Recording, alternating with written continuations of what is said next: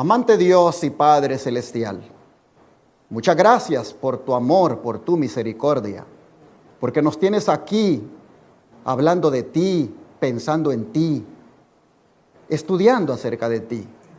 Señor, esto es algo que representa para nosotros mucha bendición y por eso estamos agradecidos, porque tu Espíritu Santo obró para que estuviéramos aquí hoy. Padre, aparte de estar agradecidos, también tenemos peticiones para presentarte, como son las que mis hermanos aquí levantando su mano te han hecho saber. Y también, por supuesto, los que están en la pantalla, frente a la pantalla mirándonos en sus casas. También ellos, Señor, al levantar la mano te han hecho saber que tienen una petición en su corazón que tú conoces. Hoy te ruego, Padre, que tu misericordia les alcance a todos y puedan, Señor, recibir de ti lo que anhelan, que puedan encontrar la solución a sus problemas, la sanidad a sus enfermedades. Oh, Señor, el ánimo que necesitan para seguir adelante. Padre, te suplico que tú vengas en auxilio de cada hijo e hija tuya que levantó su mano y que puedas obrar de tal manera que todos puedan quedar felices de saber que tienen un Dios que les ama, un Dios que no les deja, un Dios que en todo momento les acompaña. Padre, en esta hora, pongo tu palabra en tus manos, pongo los corazones y las mentes de los que han de escuchar para que esta palabra sea como semilla en sus corazones, una semilla que dé fruto, una semilla, Señor, que traiga para ellos ese fruto que alimenta. Señor, te ruego que esta palabra pueda edificarles a todos los que la oigan. Te lo pedimos en el nombre de Jesús. Amén. Amén. Nuestro tema de hoy tiene por título Gracia y paz en la crisis que nos espera. Entendiendo el término crisis como aflicción, tribulación o angustia. Las redes sociales han estado hablando mucho en los últimos días sobre la crisis que nos espera. A veces nos inundan tanto de cosas que se viene la angustia antes de que llegue. Y es que la verdad, muchos vaticinan un futuro incierto y lleno de tristeza para muchos. Por ejemplo, en la crisis financiera que se dice que vendrá, dicen que esta será provocada por la obligatoriedad que tendrá el uso de la moneda digital en detrimento del dinero cash. Muchos hablan de que será eso una crisis que desembocará en la pérdida de la privacidad y en el control de las libertades. Pero mientras se habla de esa crisis, otros dan énfasis a la crisis social y moral que ya estamos viviendo por estas ideologías que se promueven, ideologías de género que prácticamente desembocan en perversidades, en pedofilias, prácticamente socavando lo que Dios dispuso en el Edén en cuanto al hombre y a la mujer. Hermanos y hermanas, se habla de crisis alimentaria con amenazas de hambruna mundial. Se habla de crisis por la pérdida de las libertades civiles y religiosas que se esconde en esa Agenda 2030 y en esa agenda climática. Se habla de crisis que llegará en un futuro cercano. Creo que todos hemos visto cómo se va preparando el escenario para que estas libertades civiles y religiosas se nos coarten a todos. Creo que hemos sido conocedores de esa noticia que se hizo aquí en los Estados Unidos, bastante conocida, de ese cristiano que puso una demanda laboral pidiendo que se les respetara el derecho que él tiene a descansar el sábado, pero en domingo. Y como la Corte Suprema de Justicia, miren hasta dónde llegó el caso, avaló y le concedió el derecho de que él pueda descansar su sábado en domingo. Pero como otros que a esa misma corte han llegado pidiendo amparo porque se le ha violado su derecho de guardar el verdadero sábado, no en domingo, sino en sábado, como la corte, a esos les ha negado ese derecho. ¿Cómo podríamos llamarle a eso? Injusticia, falta de equidad. Oh, hermanos, ¿cómo es posible que al domingo le llamen sábado y que aquel que pida amparo legal porque le quitaron el trabajo porque no fue a trabajar en domingo, la corte le diga, sí, tú tienes ese derecho y te lo tienen que respetar porque tu sábado es el domingo? Cuando la Escritura dice que el sábado no es el domingo, el sábado es el séptimo día de la semana y es el santo sábado, el día que Dios creó. Oh, hermanos y hermanas, todas estas cosas, estos escenarios, nos van poniendo en una ruta que va a desembocar en crisis, como dije, de carácter religioso. Pero ¿saben qué, mis hermanos? Que aun cuando estas crisis a las que me he referido son preocupantes, ninguna de ellas es comparable a la gran crisis final que como pueblo nos espera. Crisis final que vendrá como resultado de la promulgación de la ley dominical y las persecuciones subsiguientes. Jesús se refirió a esa crisis como una crisis sin precedentes. Pues vean Mateo 24, versículos 21 y 22, lo que dice. Mateo 24, versículo 21 y 22.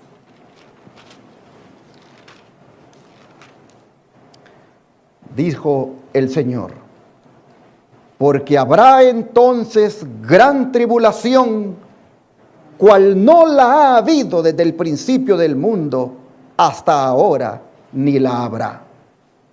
Y si aquellos días no fuesen acortados, nadie sería salvo, mas por causa de los escogidos, aquellos días serán acortados. La frase entonces del versículo 21 lo que nos indica es que después de la destrucción de Jerusalén por parte de Roma, la iglesia pasaría por la gran tribulación. Una tribulación que comenzó antes de la destrucción de Jerusalén y fue tribulación provocada por líderes religiosos en contra de la iglesia cristiana. Pues los dirigentes de la iglesia judía la emprendieron contra la recién formada iglesia de Cristo. Si bien es cierto, la tribulación fue en ese momento dirigida por líderes religiosos, los gentiles se unen a dicha tribulación en contra de la iglesia cristiana cuando los emperadores de Roma, utilizando sus ejércitos, también la emprendieron en contra de la iglesia. Pero para acabar de complicar más el cuadro, la Roma papal se une a esa gran tribulación y también durante la Edad Media persigue a los cristianos, de manera que sería tan insoportable la persecución que Jesús dijo, si no fuera por la intervención divina, todos los escogidos serían aniquilados. Así que, hermanos y hermanas, en la frase, la gran tribulación sin precedentes que Cristo mencionó, prácticamente estaban enmarcadas todas las persecuciones, tribulaciones o angustias que la iglesia sufriría a lo largo de la historia, prácticamente hasta llegar al fin del mundo. El don de profecía, vean cómo comenta esto que hemos leído de Jesús cuando dice que entonces habrá gran tribulación, cual no la ha habido desde el principio del mundo hasta ahora, ni la habrá. Dice así el don profético. De la destrucción de Jerusalén, Cristo pasó rápidamente al acontecimiento mayor, el último eslabón de la cadena de la historia de esta tierra, la venida del Hijo de Dios en majestad y gloria. Entre estos dos acontecimientos estaban abiertos a la vista de Cristo largos siglos de tinieblas, siglos que para su iglesia estarían marcados con sangre, lágrimas y agonía. Los discípulos no podían entonces soportar la visión de estas escenas, y Jesús las pasó con una breve mención cuando dijo, habrá entonces grande aflicción, cual no fue desde el principio del mundo hasta ahora, ni será. Y si aquellos días no fuesen acortados, ninguna carne sería salva, mas por causa de los escogidos, aquellos días serán acortados. Hermanos, voy para atrás porque quiero destacar esto, que los discípulos no podían soportar la visión de las escenas, de manera que Jesús las pasó nada más con esa breve mención de que habría entonces gran tribulación. Dice, durante más de 1000 años iba a imperar contra los seguidores de Cristo una persecución como el mundo nunca la había conocido antes.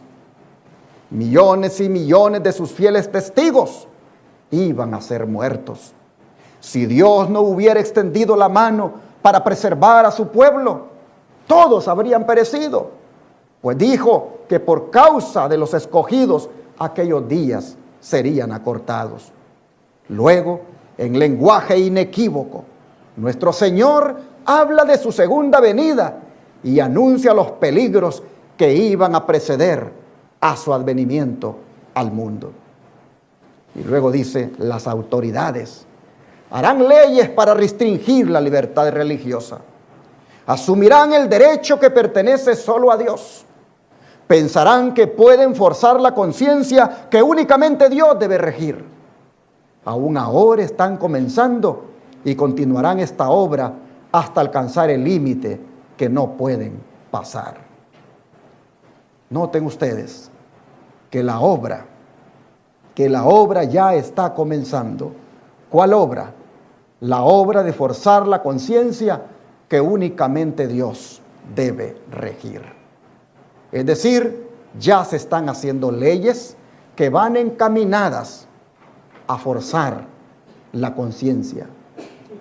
La ruina de Jerusalén, dice, sería un símbolo de la ruina final que abrumará al mundo.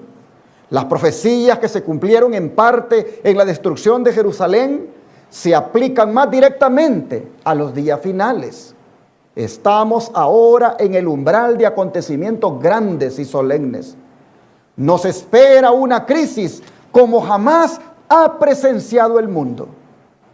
Una calamidad repentina e inesperada, algo que pone al alma cara a cara con la muerte, demostrará si uno tiene verdadera fe en las promesas de Dios. Mostrará si el alma es sostenida por la gracia. Palabras de vida del Gran Maestro, página 339. Así que, hermanos, ¿qué es lo que se muestra cuando llega la crisis, las calamidades o las angustias? Lo que se muestra, dice, es si el alma está sostenida por la gracia. De manera que la gracia, hermanos, juega un papel preponderante cuando estamos en crisis. Con cuánta razón el apóstol Pablo nos dice en 2 de Corintios capítulo 12, versículos 9 y 10, lo siguiente. 2 de Corintios capítulo 12, versículos 9 y 10. 9 y 10. Y me ha dicho, bástate mi gracia, porque mi poder se perfecciona en la debilidad. Por tanto, dice Pablo, de buena gana me gloriaré, más bien en mis debilidades, para que repose sobre mí el poder de Cristo. Por lo cual, por amor a Cristo, me gozo en las debilidades, en afrentas, en necesidades, en persecuciones, en angustias, porque cuando soy débil, entonces soy fuerte. Amén. Mis hermanos, vean ustedes, cuando Pablo supo que la gracia del Señor le sostendría, se propuso más bien entonces gozarse en las debilidades y afrentas, en las persecuciones y angustias. ¿Por qué?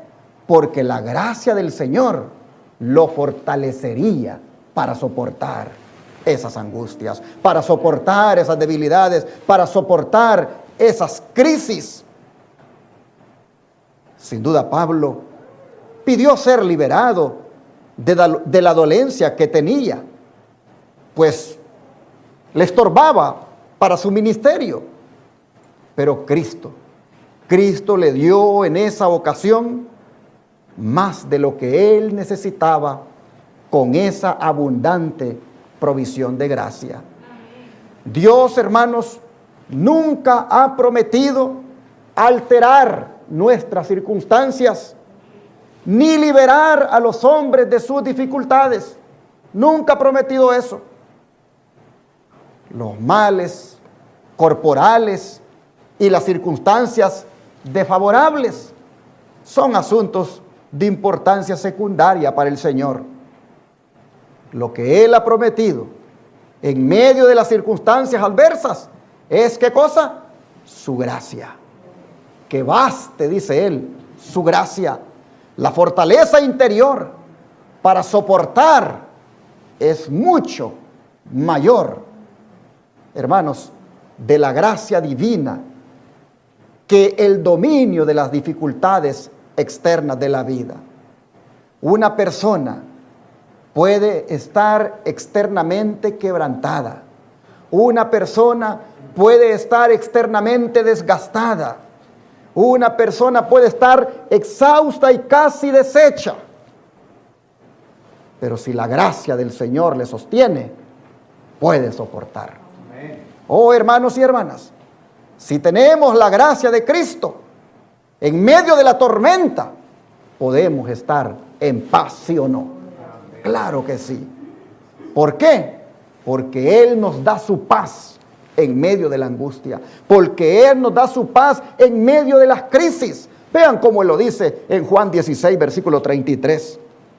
Juan 16, versículo 33. Estas cosas os he hablado, para que en mí tengáis, ¿qué cosa? Paz. En el mundo tendréis aflicción, pero confiad, yo he vencido al mundo. Oh, mis hermanos, qué hermosas palabras. Estas cosas les he hablado para que en mí tengáis paz. ¿Saben que Jesús, al decir esto, no quería que sus discípulos se desanimaran cuando toda la fuerza de la persecución se desatara sobre ellos.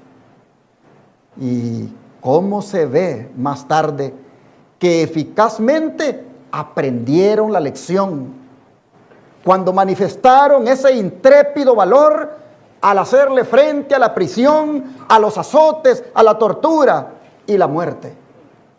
Por eso Pablo pudo decir: esta leve tribulación momentánea produce en nosotros un cada vez más excelente y eterno peso de gloria. ¿Por qué? Porque él estaba sostenido por la paz que el Señor le daba. Y temeroso un día de que las aflicciones abrumaran a la joven iglesia de Tesalónica, les dijo: nadie se inquiete por estas tribulaciones, porque vosotros mismos sabéis que para esto estamos puestos. Así, hermanos, le hablaba a la iglesia, y le hablaba así porque él sabía que el cristiano en la tribulación no está solo, la paz de Jesús está con él. Ah, mis hermanos, hablando de esta paz, vean lo que dice el don de profecía. Al entrar en comunión con nuestro Salvador, entramos en la región de paz. Debemos poner constantemente la fe en ejercicio y confiar en Dios, cualesquiera sean nuestros sentimientos. Debemos tener buen ánimo, sabiendo que Cristo ha vencido al mundo. En el mundo tendremos tribulación, pero tendremos paz en Cristo Jesús. Hermano mío, aparte su mirada de usted y mire a Jesús, que es su único ayudador. Carta 26 de 1895. Esto no lo debemos olvidar al entrar en la crisis que nos espera. Al estar ya experimentando la crisis, no lo debemos olvidar. Y es que, hermanos, hay que apartar la mirada de nosotros y ponerla en el único ayudador, Cristo Jesús. Si usted se olvida de esto, usted va a andar paniqueado y va a andar cometiendo errores en sus decisiones, va a andarse equivocando en hacer las decisiones en el tiempo equivocado, porque usted está poniendo la mirada en usted y no en el Señor, su ayudador. Es importante en medio de las tribulaciones y problemas tener en cuenta esto, hermanos. Dice el don de profecía: la paz de Cristo viene por medio del conocimiento de Jesús, a quien la Biblia revela. Si la felicidad proviene de fuentes ajenas y no del manantial divino, será tan variable como cambiantes son las circunstancias. Pero la paz de Cristo es una paz constante y permanente. ¿Pero de dónde se obtiene? Del conocimiento de Jesús que revela la Biblia. No depende, dice, de circunstancia alguna de la vida esa paz, ni de la cantidad de bienes mundanales, ni del número de amigos terrenales. Cristo es la fuente de agua viva, y la felicidad y la paz que provienen de Él nunca faltarán, porque Él es un manantial de vida. Los que confían en Él pueden decir: Dios es nuestro amparo y fortaleza, nuestro pronto auxilio en las tribulaciones. Fe y Obras, página 90. Y así, hermanos y hermanas, vemos lo esencial entonces, que son las dos cosas que hemos estado mencionando: la gracia y la paz. La gracia y la paz son esenciales en la crisis que nos espera. Con razón, los apóstoles no dejaban de desearle a los creyentes esas dos bendiciones: gracia y paz. Ejemplo de ello lo encontramos en la carta que Pablo le envía a los romanos. Miren cómo él les habla allí. Romanos 1, versículo 7. Romanos capítulo 1, versículo 7.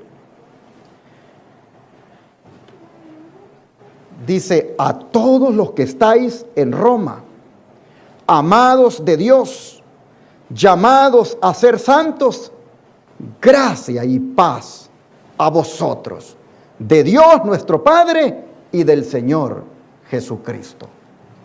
Como vemos, Pablo nos dice que la gracia y la paz son bendiciones que se encuentran solamente en Dios. La gracia y la paz se reciben solamente de Dios. Hermanos y hermanas, gracia y paz es lo que nosotros necesitamos para nuestro diario vivir. Gracia y paz, hermanos y hermanas, es prácticamente recibir el favor divino. Gracia y paz son dones inseparables, porque la gracia de Dios conduce a la paz con Dios. Gracia es la fuente del caudaloso río que desemboca en la paz con Dios. Y esto no es otra cosa que un estado de reconciliación con Dios. Qué triste es, ¿verdad?, cuando uno no tiene paz. Y uno dice, es que no tengo paz. No me siento bien, hay algo en mí que no está bien, no tengo paz. Y hay factores que están contribuyendo a que esa paz no la tengamos. A veces las personas nos quitan esa paz. A veces las circunstancias nos quitan esa paz. Pero hermanos y hermanas, esta mañana el Señor nos dice, esa gracia y esa paz vienen de Dios y por lo tanto nadie nos la puede quitar. No viene de los hombres, no viene de las circunstancias, no son determinadas por el ambiente en el que estemos, sino que las determina solamente el Señor. Así que la paz, el estado de estar reconciliados con Él, es algo, hermanos, que proviene de Dios. ¿Qué es la gracia de Dios que desemboca en la paz? ¿Qué es la gracia de Dios? Si nosotros tratáramos posible entender completamente la gracia de Dios. La gracia de Dios, hermanos, creo que todos unánimemente estamos de acuerdo de que es un don inmerecido, ¿no es cierto? La gracia de Dios es un don inmerecido. Gracia es el amor, hermanos, que Dios nos da cuando no merecemos ser amados. Gracia es el perdón que Dios nos da cuando no merecemos ser perdonados. Escuchemos la voz de Dios que nos dice en Oseas, en el capítulo 14, versículo 4, dice algo que llena de mucho asombro. Dice, yo sanaré su rebelión. Oseas 14, versículo 4. Yo sanaré su rebelión. Los amaré de pura gracia, porque mi ira se apartó de ellos. O sea, a pesar de cómo andaba la iglesia, a pesar de cómo se habían corrompido, Dios en los llamados que les hacía para que se arrepintieran, les decía, yo les voy a sanar su rebelión y yo los voy a amar de pura gracia. En otras palabras, mis hermanos, la gracia del Señor siempre está dispuesta para todo aquel que la quiera, para todo aquel que se arrepienta. Hermanos, cuando nuestros pecados son perdonados y su justicia del Señor nos cubre de ellos, entonces nosotros somos vistos como si nunca hubiéramos pecado. Eso solamente es posible por la gracia. El registro de nuestros pecados no se nos carga en nuestra cuenta, sino que más bien nos es imputada la justicia de Cristo. Por eso, si nos sentimos a veces, hermanos y hermanas, mal porque le hemos fallado a Dios, si nos sentimos como que hasta que nos ha desechado el Señor por lo indignos que somos, bueno sería que escuchemos la voz de Dios cuando nos dice, yo les voy a sanar su rebelión, yo los voy a amar de pura gracia. Y acerquémonos, hermanos, acerquémonos al Señor para que esa gracia nos sea otorgada. ¿Acaso no dice él en Hebreos 4, versículo 16, lo siguiente? Hebreos 4, versículo 16. Dice, acerquémonos pues confiadamente al trono de la gracia para alcanzar misericordia y hallar ¿qué cosa? Gracia para el oportuno socorro. Hermanos, esto es lo que nosotros necesitamos. Gracia para el oportuno socorro. O sea, en el tiempo de la tentación, nosotros necesitamos la gracia del Señor para poder soportar y resistir esa tentación. Necesitamos la gracia para soportar también las penas y los sufrimientos, como también para vencer la tentación. Hermanos, presentémonos cada día ante el trono de la gracia para recibir diariamente esa gracia fresca, esa misericordia, para que podamos así entrar en el reposo de Dios, ese reposo que encuentra el creyente cuando la gracia del Señor le perdona y le sostiene en medio de la lucha. El don de profecía dice, acudid a Dios tal como estáis y dejadlo curar vuestras debilidades. Así como es en los días del profeta Oseas. Presentad vuestro caso al trono de la gracia. Dejad que se haga en vosotros una obra completa. Sed sinceros al tratar con Dios y con vuestra propia alma. Si acudís a Él con corazón verdaderamente contrito, ¿qué nos va a dar? Dice, la victoria. No os entenderá mal, ni os juzgará mal tampoco. Vuestros semejantes no pueden absolveros de pecado, ni limpiaros de iniquidad. Jesús es el único que puede daros paz. Os amó y se entregó a sí mismo por vosotros. Amor, don hermanos. ¿Qué pecados pueden ser demasiado grandes para su perdón? ¿Habrá un pecado que sea más grande que el perdón de Dios? No. ¿Qué alma, dice, demasiado entenebrecida y oprimida por el pecado hay que Él no pueda salvar? No hay ninguna. Él, dice, lleno de gracia, no busca mérito en nosotros, sino que por su ilimitada bondad cura nuestras apostasías y nos ama ampliamente mientras somos aún pecadores. Es tardo, dice, aún para la ira y grande en misericordia. Hay remedio para el alma enferma de pecado y ese remedio es Jesús. Precioso Salvador, dice, su gracia es suficiente para el más débil y el más fuerte también debe tener su gracia o perecerá. Vi cómo se podía obtener esta gracia. Id a vuestra cámara secreta y allí suplicad a solas con Dios. Y dile, crea en mí, oh Dios, un corazón limpio y renueva un espíritu recto dentro de mí. Sed fervientes, sed sinceros. La oración fervorosa logra mucho.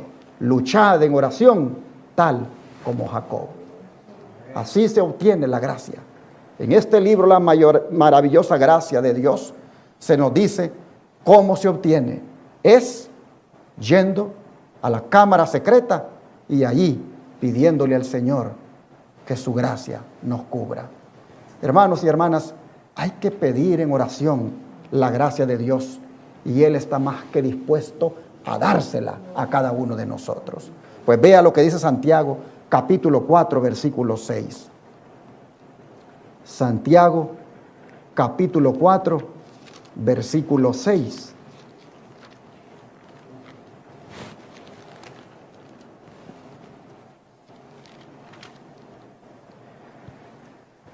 Dice así la palabra del Señor. Pero Él da ¿qué cosa? Mayor gracia. Por esto dice Dios. Por esto dice, Dios resiste a los soberbios y da gracia ¿a quién? A los humildes. Hermanos, miren ustedes. El Señor da gracia. ¿A quiénes? a los humildes. Pero a los orgullosos, a los arrogantes, a los soberbios, dice que Dios, Él los resiste. Él no los puede soportar. Porque el orgullo que tienen, la soberbia que tienen, no le deja a Dios obrar en ellos. Así que, noten lo que dice, Él da mayor gracia. Por esto dice, Dios resiste a los soberbios y da gracia a los humildes. Los que piden, hermanos, en oración por la gracia, estos van a continuar creciendo en gracia. Estos van a continuar creciendo en el carácter y serán humildes, serán sumisos, no serán orgullosos ni arrogantes. Sería bueno que nosotros evaluáramos cómo andamos con nuestro carácter, si es orgulloso, si es arrogante o es humilde y sumiso. Solo tome en cuenta que a los humildes y sumisos Dios dice les da mayor gracia. Es donde profecía dice, Cristo vino con gran humildad. Cuando estuvo aquí, no se agradó a sí mismo, sino que se humilló a sí mismo, haciéndose obediente hasta la muerte y muerte de cruz. De la raíz de la verdadera humildad surge la más preciosa grandeza mental, grandeza que lleva a los hombres a conformarse a la imagen de Cristo. Los que poseen esta grandeza ganan paciencia y confianza en Dios. Su fe es invencible. Su verdadera consagración y dedicación mantienen oculto al yo. Las palabras que salen de sus labios se modelan en forma de expresiones de ternura y amor semejantes a Cristo. Comprendiendo su propia debilidad, aprecian la ayuda que les dé el Señor y anhelan su gracia para poder hacer lo que es correcto y leal. Por su comportamiento, su actitud y su espíritu, llevan consigo las credenciales de estudiantes en la escuela de Cristo. A fin de conocerle, página 39. ¿Cómo, hermanos, el carácter dice cuáles son nuestras credenciales? ¿Cómo el carácter pueden representar claramente lo que somos? Y esta es una lucha con la cual tenemos que bregar en calidad de hijos, en calidad de esposos, en calidad de esposas, en calidad de miembros de iglesia, en calidad de ciudadanos en este mundo. Esta es una lucha, porque el carácter se pone a prueba. Y con las palabras que expresamos, dice mucho lo que tenemos dentro. Oh, mis hermanos, ¿cómo deberíamos someternos completamente a Dios? Ser humildes y sumisos a su voluntad, de tal manera que su gracia transforme nuestro carácter. Sigue diciendo el don de profecía. Algunos de los que pretenden amar a Jesús son engañadores y su religión es solo de labios. No transforma el carácter. A ver, paremos aquí. ¿Qué dice que sucede con algunos que pretenden amar a Jesús? ¿Son qué cosa dice? Engañadores. ¿Por qué? Porque la gente cree que son hijos de Dios y resulta de que el carácter que tienen dice lo contrario. La religión que practican es solo de labios. Ah, mis hermanos, cuidémonos de no ser engañadores nosotros en este mundo. Tristemente dice que esta religión que practican los engañadores, que no les transforma el carácter, dice que también no pone de manifiesto la obra interior de la gracia. Los tales no dan evidencia de que hayan aprendido jamás en la escuela de Cristo las lecciones de mansedumbre y de humildad de corazón. No revelan por medio de su vida o su carácter que están llevando el yugo de Cristo ni sus cargas. No están alcanzando la norma que Dios les da por medio de su palabra, sino meramente una norma humana.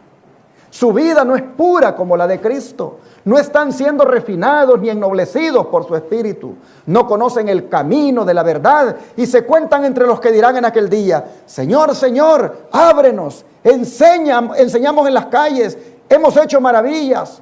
Pero Cristo les dirá: nunca os conocí, apartaos de mí, obradores de maldad. Cada día con Dios, página 297. Oh, mis hermanos, esta es nuestra tarea en este mundo.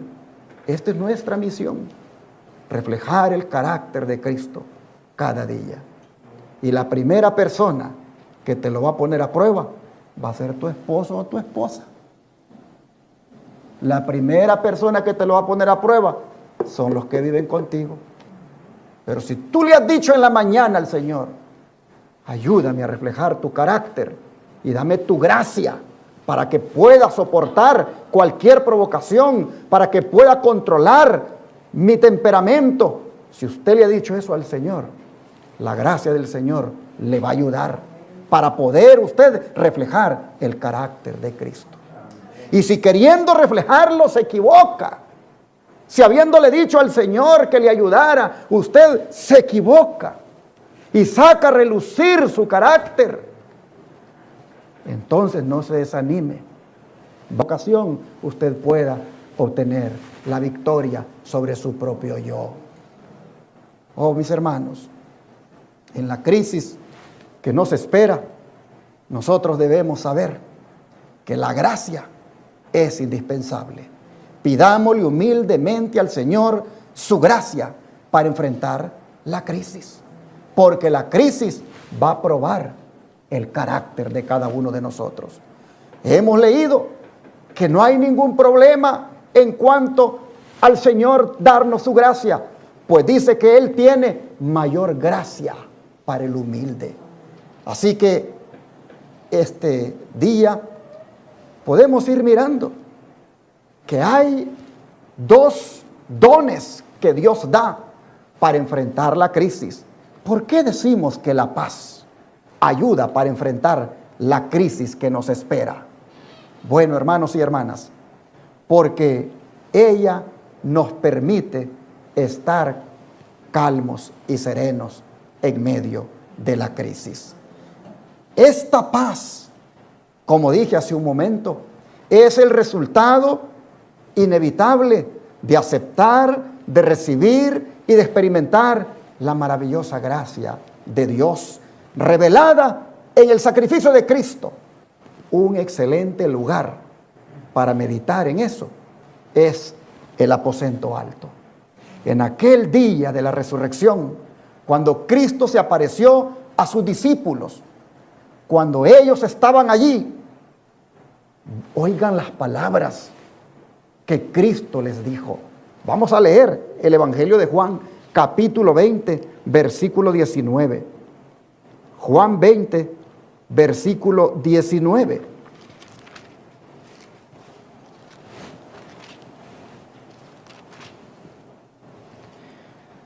Cuando llegó la noche de aquel mismo día, el primero de la semana, estando las puertas cerradas en el lugar donde los discípulos estaban reunidos por miedo de los judíos, vino Cristo Jesús y puesto en medio, ¿qué cosa les dijo? Paz a vosotros. Pregunto, ¿estaban los discípulos pasando por una crisis en ese momento? Sí, claro que sí. De lo contrario, el Señor no les hubiera dicho, paz a vosotros. Estaban turbados. El texto bíblico dice que estaban encerrados por miedo de ¿quién? Por miedo de los judíos. Oh, hermanos, pero merecían los discípulos esas palabras, paz a vosotros. No las merecían, porque ellos habían resultado en la prueba infieles. Ellos habían en la prueba sido desleales. Ellos habían sido incrédulos. Ellos habían sido cobardes al haber abandonado a su Señor en los momentos más duros de su vida. Ellos no merecían oír esas palabras, paz a vosotros. Sin embargo, ¿necesitaban ellos esa paz? Sí, Sí las necesitaban. No las merecían, pero las necesitaban. Hermanos y hermanas, Jesús no les dijo ni les dio lo que merecían, sino que les dijo y les dio lo que necesitaban. La paz con Dios, hermanos. La paz con Dios no es algo que se gana por una buena conducta.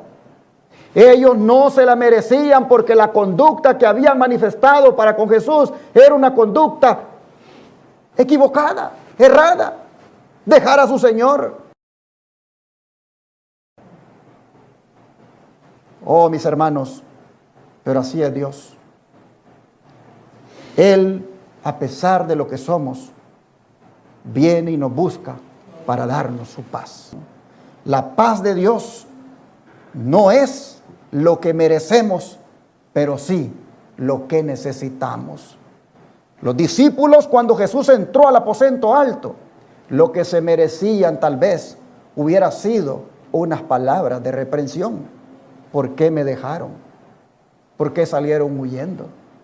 ¿Por qué cuando llegó la turba en el Getsemaní, todos me abandonaron? ¿Por qué, Pedro, me negaste? Pudo haber sido esa la expresión del Señor, porque eso es lo que se merecían. Pero no les da lo que se merecen, les da lo que necesitan, porque están con la puerta cerrada por miedo a los judíos, porque están siendo atribulados, porque están en crisis. Les da lo que necesitan, la paz de Dios. Hermanos y hermanas, nosotros necesitamos esa paz para lo que está pasando y para lo que va a pasar. Yo a veces me pongo a ver videos y escucho lo que hablan los youtubers. Y yo veo que todo el enfoque de la crisis es un enfoque en lo que te va a pasar, en lo que te viene, en cómo le vas a hacer, pero no se enfocan en que la gracia y la paz del Señor nos van a ayudar en esa crisis. Y yo digo, estas cosas tan sencillas, esas cosas tan elementales que aparecen en la Escritura para ayudar al que está pasando en crisis, ¿por qué también no se usan cuando hablamos de lo que viene?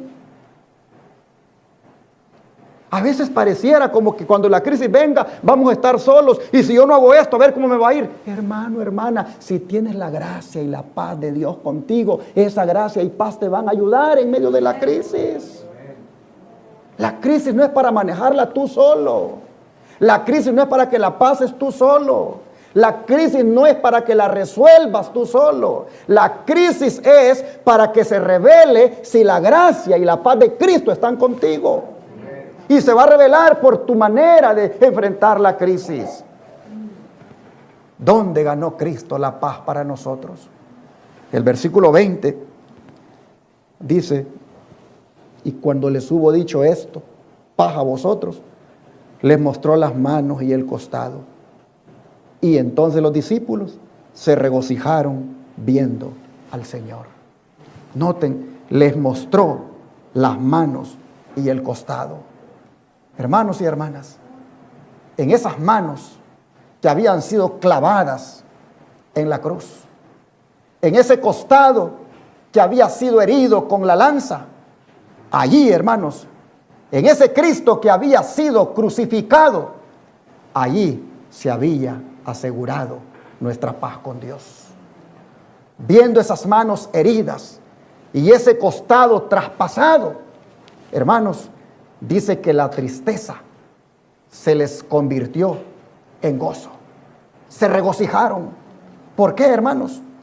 Porque ellos encontraron que en ese gran sacrificio el Señor había hecho posible el perdón de su mala conducta, el perdón de sus pecados. Paz les dio. Paz es lo que nosotros necesitamos. Paz es lo que Cristo vino a obtener para nosotros al morir en la cruz. Por eso dice Isaías 53, verso 5, lo siguiente. Isaías 53, verso 5.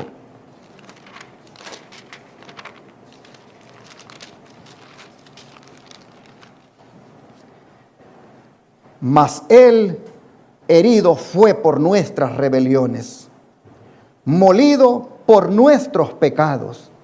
El castigo de nuestra paz fue sobre Él, y por su llaga fuimos nosotros curados.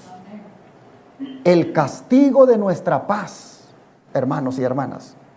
En otras palabras, el castigo necesario para que estemos en paz con Dios, el castigo necesario lo recibió Él. Pues Romanos 5:1, vean lo que dice. Romanos 5, verso 1.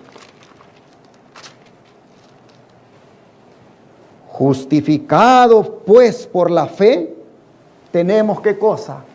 Paz para con Dios, por medio de nuestro Señor Jesucristo.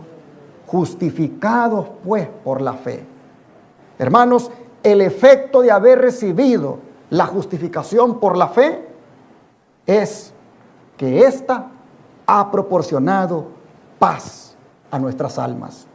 El alma que antes estaba atormentada, que antes estaba atribulada, antes de la justificación estaba enemistada con Dios, ahora, cuando recibe la justificación por la fe, esta alma ahora dice ha encontrado la paz con Dios. En otras palabras, ha encontrado la reconciliación. Antes, mientras se sentía culpable por sus pecados, en su conciencia solo había temor, desasosiego, solo había enemistad. Pero ahora, cuando sabe que con la muerte de Cristo ha sido eliminada esa culpa, ahora se siente aceptado por Dios. ¿Cuánto va a ser de lamentable andar nosotros en el campo, viviendo en el campo, hasta huyendo, pero sin tener esa paz de que yo he sido perdonado por el Señor? Les digo que aún en el campo estaremos intranquilos, estaremos en desasosiego, porque no tendremos esa paz que Jesús da. El don de profecía dice: cuando el pecador contempla al Salvador que muere en el Calvario y comprende que el doliente es divino, se pregunta: ¿por qué fue hecho ese gran sacrificio? Y la cruz señala la santa ley de Dios que ha sido transgredida. La muerte de Cristo es un argumento incontestable en cuanto a la inmutabilidad y a la justicia de la ley. Profetizando de Cristo, dice Isaías: Jehová se complació en magnificar la ley y engrandecerla. La ley no tiene poder para perdonar al transgresor. Su oficio es señalarle sus defectos para que pueda comprender su necesidad de aquel que es poderoso para salvar, su necesidad de aquel que se convertirá en su sustituto, su garantía, su justicia. Jesús llena las necesidades del pecador, pues ha tomado sobre sí los pecados del transgresor. Pues testigo de nuestra paz fue sobre él, y por su llaga fuimos nosotros curados. El Señor podría haber extirpado al pecador y haberlo destruido completamente, pero eligió el plan más costoso. En su gran amor, proporciona esperanza al desesperanzado, dando a su Hijo unigénito para llevar los pecados del mundo. Y puesto que ha prodigado a todo el cielo en aquella rica dádiva, no privará al hombre de ninguna ayuda necesaria para que pueda tomar la copa de la salvación y se convierta en heredero de Dios y coheredero con Cristo. Cristo es el príncipe de paz. Y su misión es devolver al cielo y a la tierra la paz destruida por el pecado. Justificado pues por la fe, tenemos paz para con Dios por medio de nuestro Señor Jesucristo. Quien consienta en renunciar al pecado y abra el corazón al amor de Cristo, participará de esta paz celestial. Oiga, quien consienta en renunciar al pecado y abre el corazón al amor de Cristo, va a poder participar de la paz celestial. No hay otro fundamento para la paz. La gracia de Cristo aceptada en el corazón vence la enemistad, apacigua la lucha y llena el alma de amor. El que esté en armonía con Dios y con su prójimo no sabrá lo que es la desdicha. No habrá envidia en su corazón, ni su imaginación albergará el mal. Allí no podrá existir el odio. El corazón que está de acuerdo con Dios participa de la paz del cielo y esparcirá a su alrededor una influencia bendita.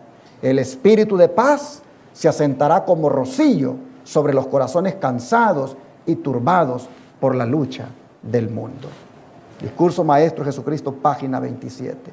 Noten ustedes cómo la paz es la que se va a encargar de que los corazones turbados por la lucha del mundo puedan sentirse como refrescados de la manera como lo hace el rocío.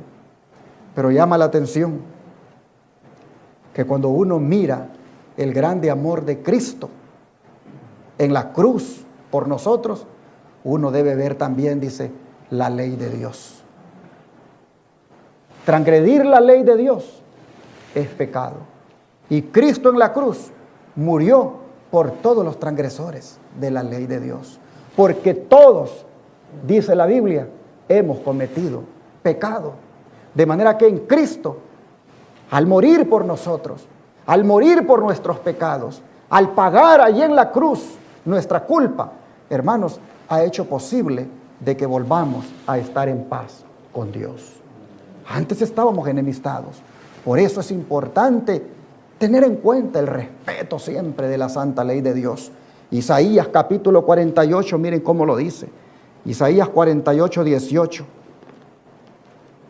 Isaías 48, 18.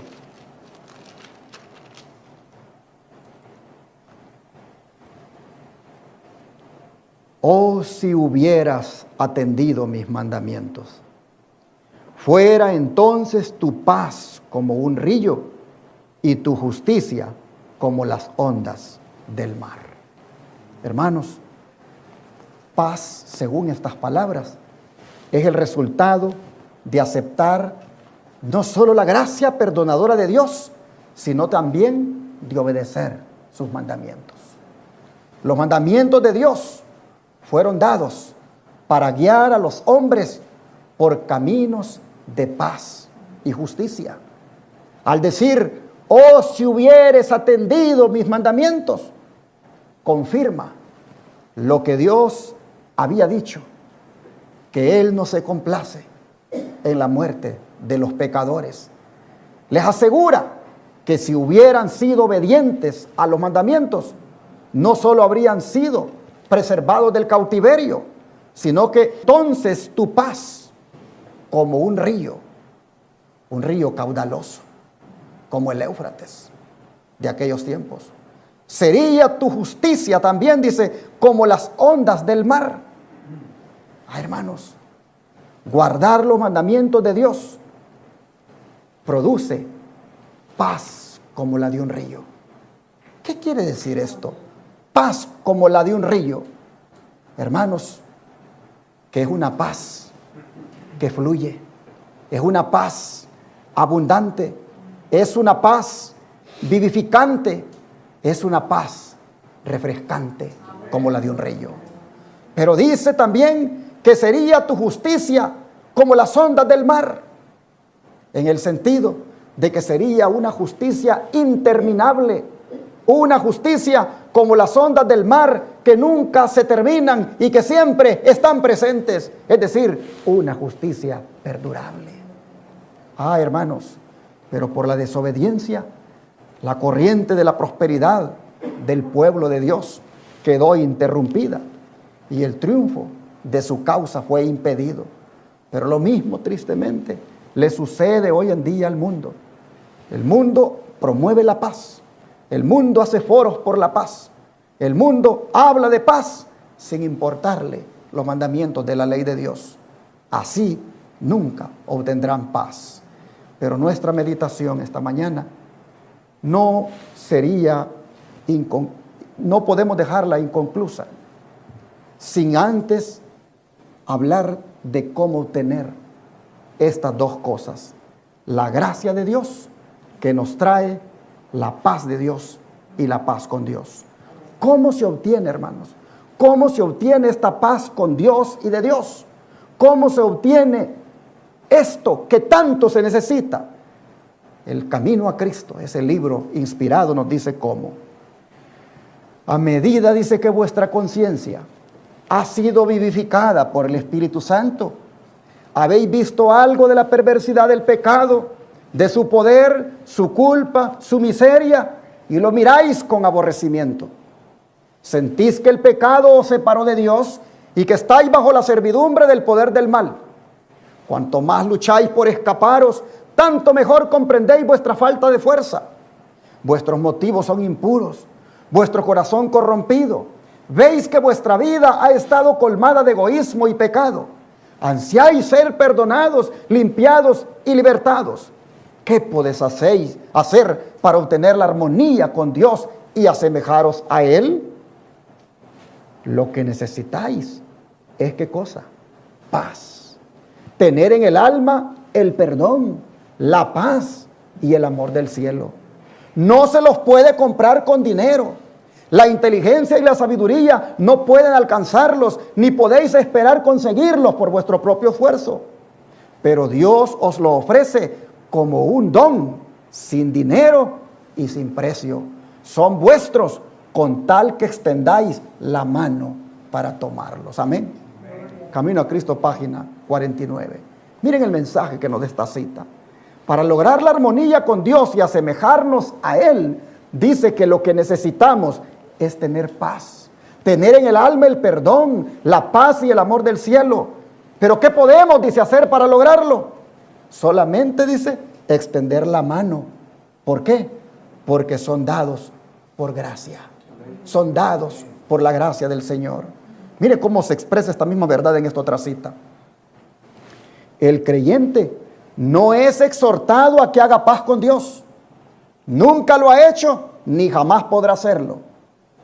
Solo ha de aceptar a Cristo como su paz, pues con Cristo están Dios y la paz. Mensajes Selectos, tomo 1, página 462. Con Cristo están Dios y la paz. Así que si usted quiere tener paz con Dios, lo que tiene que hacer es aceptar a Cristo como su paz. Vea Colosenses 1, ¿cómo dice esto? Colosenses 1, versículos 19 y 20. Colosenses capítulo 1, versículo 19 y 20. Por cuanto agradó al Padre que en Él habitase toda plenitud, y por medio de Él reconciliar consigo todas las cosas. ¿Qué cosa? La paz mediante la sangre de su cruz. Dios quiere darnos su paz y Él nos la quiere dar hoy. La paz que ayuda para enfrentar la crisis. La pregunta es, ¿queremos la paz de Jesús? Mire cómo Él lo dice en el Evangelio de Juan 14, versículo 27. Juan capítulo 14, versículo 27. La paz os dejo, mi paz os doy. Yo no os la doy como el mundo la da. No se turbe vuestro corazón, ni tenga miedo. Ah, hermanos, qué legado el que nos deja Jesús. Su paz. Interesante. Él no nos dejó oro ni plata, porque Él era pobre, pero nos dejó lo precioso que le caracterizó, como lo fue su paz. La paz es el don mucho más rico que el oro y la plata. La paz es un don que ninguna monarquía nos puede dar, solamente Jesús. ¿Por qué? Porque es la paz de su vida. Es la paz que le caracterizó en medio de la persecución. Es la paz que le caracterizó ante sus enemigos. Es la paz que le caracterizó cuando estaba clavado en la cruz. La paz de su vida. Esa es la paz que el Señor nos da a nosotros. Para que enfrentemos las pruebas, para que enfrentemos las crisis. Hermanos, el Señor nos da en la paz el don más rico que pudiéramos tener. dice el don de profecía. Jesús dijo, la paz os dejo, mi paz os doy. Yo no os la doy como el mundo la da. No se turbe vuestro corazón, ni tenga miedo. La paz, dice, a la cual se refirió el gran maestro, es más amplia y abarcante de lo que nos hemos imaginado. Cristo está dispuesto a realizar grandes cosas en favor nuestro, listo a restaurar nuestra naturaleza, haciéndonos participantes de su naturaleza divina.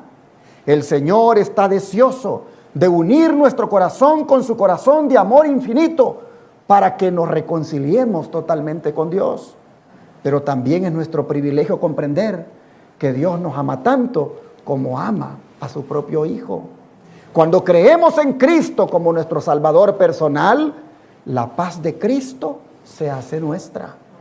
El fundamento de nuestra paz es la reconciliación provista para nosotros mediante el sacrificio expiatorio de Cristo.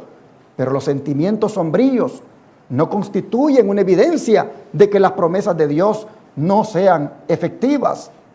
A veces nos dejamos llevar por los sentimientos y puesto que las cosas no nos parecen brillantes, comenzamos a apretar más el manto de pesadumbre alrededor del alma. Nos miramos a nosotros mismos y pensamos que Dios se ha olvidado de nosotros. Hay que mirar a Cristo.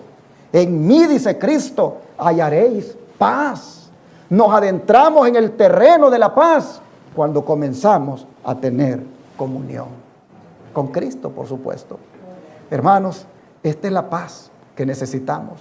Esta es la paz que quita el miedo. Esta es la paz que quita la preocupación. Esta es la paz que quita la aflicción. La paz del Señor. Hemos sufrido nosotros más que Cristo. Lo que vamos a padecer en el futuro, ¿será que va a ser mucho más peor de lo que Cristo ha padecido? No, hermanos. Lo que ya estamos pasando y lo que vamos a pasar, Cristo ya lo pasó.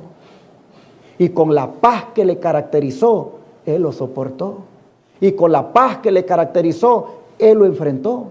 Con la paz que le caracterizó durante toda su vida, Él pudo, hermanos, tener el valor para poder ir hasta la cruz. Pues esa paz que Él tuvo y que le ayudó para soportar lo más duro, esa es la paz que nos da ahora a nosotros. Así que no le tengamos miedo al futuro, no le tengamos miedo a lo que está pasando ni a lo que viene. Está bien que sepamos lo que viene, pero no le tengamos miedo, porque con la paz del Señor lo vamos a enfrentar.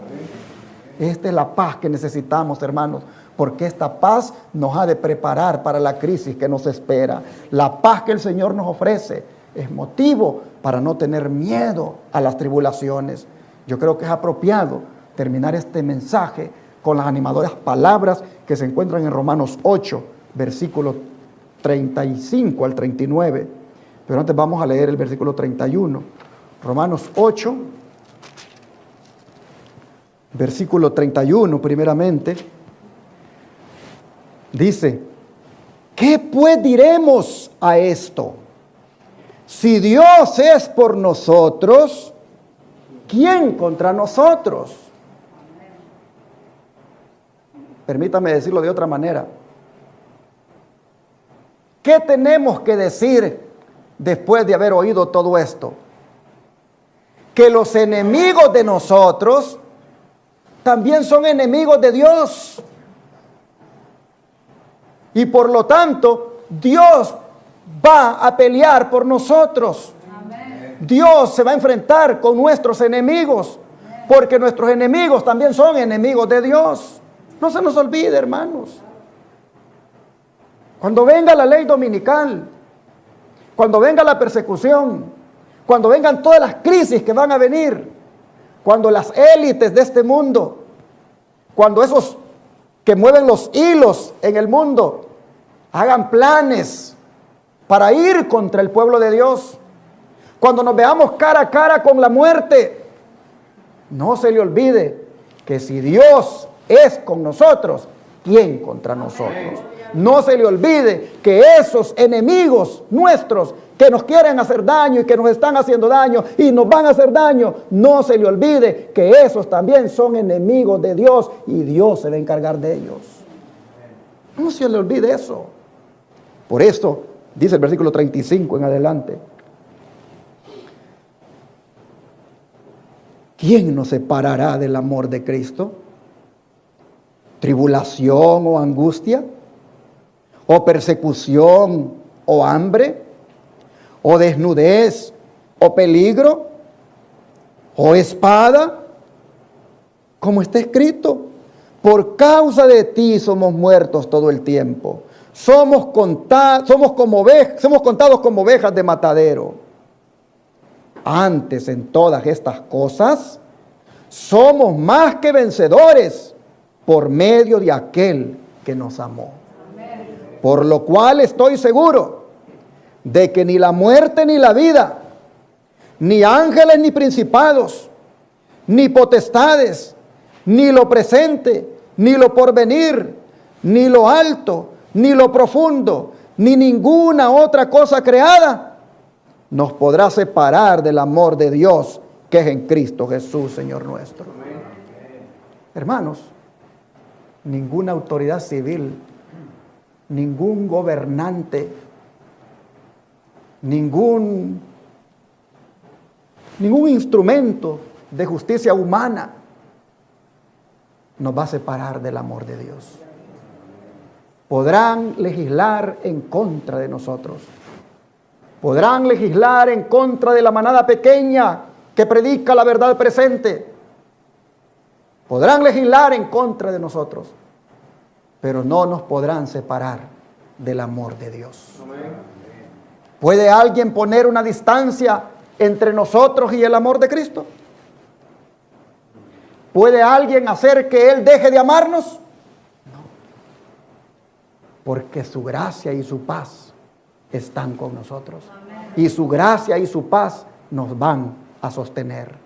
Que Dios nos ayude y que tengamos siempre este recuerdo al entrar a lo más duro de la crisis. La gracia y la paz de Dios están conmigo. Y yo, por lo tanto, sabré que saldré avante, porque dice que en todas estas cosas soy más que vencedor por medio de aquel que nos amó. Amén. Que Dios nos bendiga y que la gracia y la paz de Cristo inunde sus corazones. Amén. ¿Cuántos quisieran que le pidiéramos al Señor que nos inunde de su paz en esta hora? Vamos a arrodillarnos entonces para orar. ¿Sí? Ok, está bien.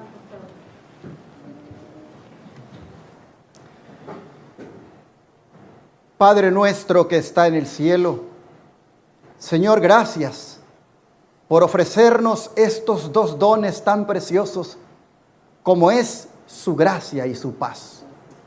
La una desemboca en la otra y ambas, Señor, son indispensables para enfrentar la crisis.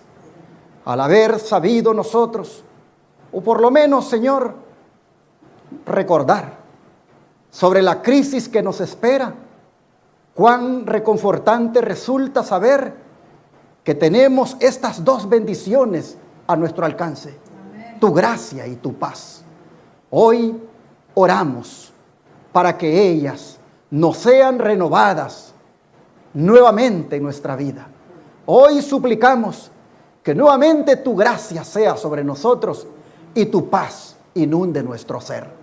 Ayúdanos, Señor, de tal manera que estas bendiciones puedan en alguna forma, cada vez que seamos confrontados, cada vez que seamos, Señor, desafiados con la prueba, con el sufrimiento, oh Señor, con la calamidad, con la persecución, cada vez, Señor, que eso ocurra, que tu gracia y tu paz nos sostengan, como sostuvo a Jesús, como sostuvo a los apóstoles, que también ellas nos sostengan a nosotros. Te lo suplicamos en el nombre de Jesús. Amén.